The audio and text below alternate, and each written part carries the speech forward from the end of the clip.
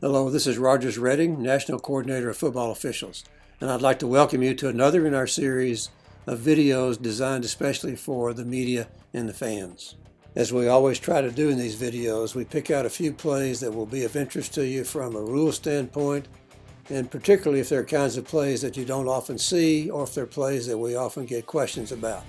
So, without any further ado, let's get right to the plays.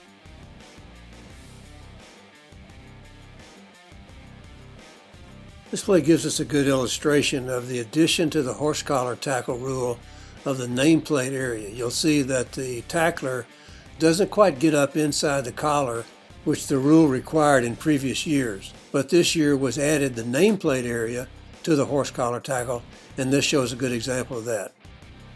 Foul, horse collar tackle, defense. The quarterback was outside the tackle box. 15-yard penalty, automatic first down.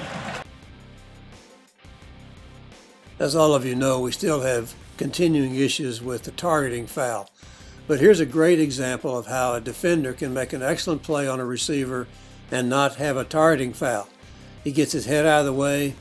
The forcible contact is to the high chest and the midsection. He tries to wrap up. Even though it's a good hard tackle, there's no hint of a targeting foul here. So good job by this player to recognize what he should do to avoid a targeting foul. This is a good illustration of the 10-second runoff rule, which is handled correctly by the crew. You'll notice that we're inside a minute of the first half, the game clock is running, and then the offensive team commits a false start.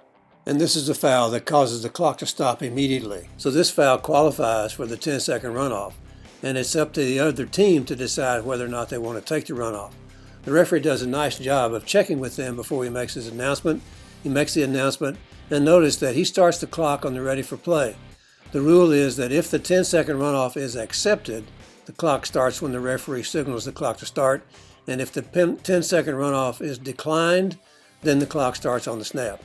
So, good illustration of the 10-second runoff rule, which is well handled by this referee.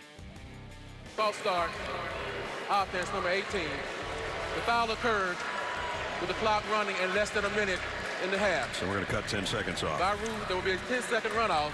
Game clock operator, please reset the clock to 7 seconds.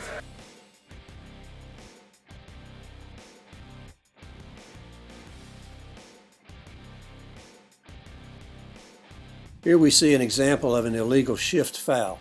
Now, we saw an illegal shift in the video a couple weeks ago where both players were continuing to move at the snap. This one is a little different in the sense that the two players start moving together. One moves up to the line of scrimmage and he stops, but the second player in the backfield continues to move and he's running in place when the ball is snapped. This is still an illegal shift because in order for this to be legal, both players must stop and remain stopped for a full second. But because the second player continues to move, this is a foul correctly called for an illegal shift. Illegal shift, offense, number 25.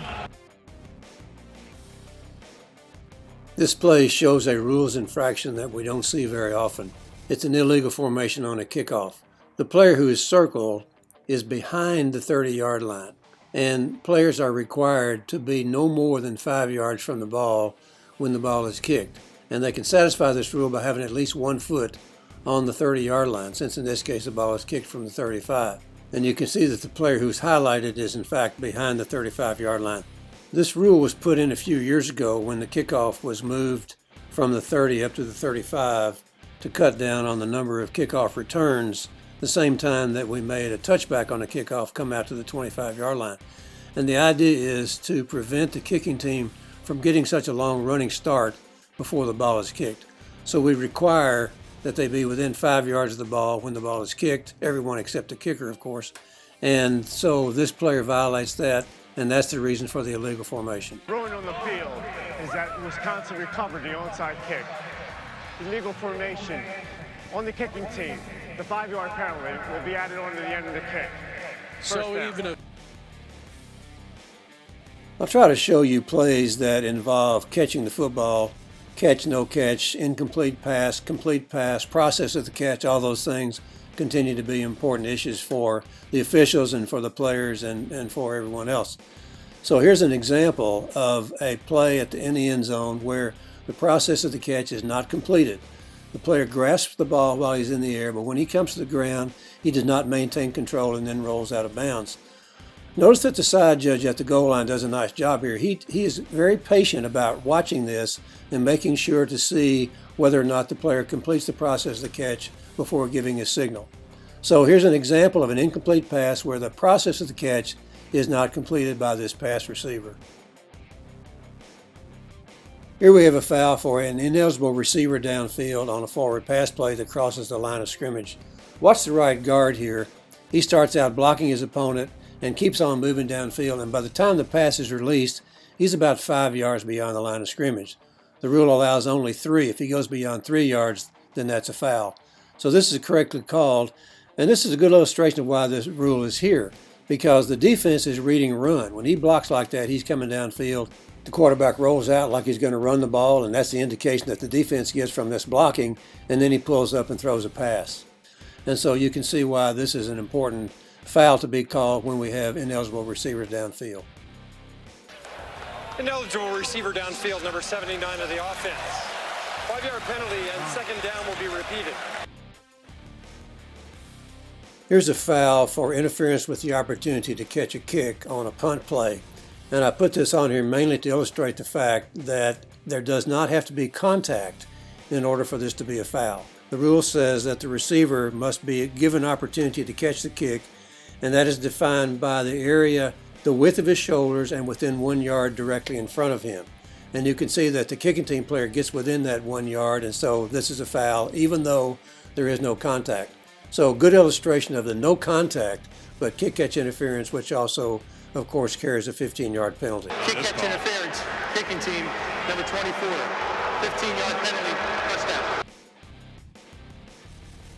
I have this on here as one of those plays which is in the category of if you live long enough, you'll see everything.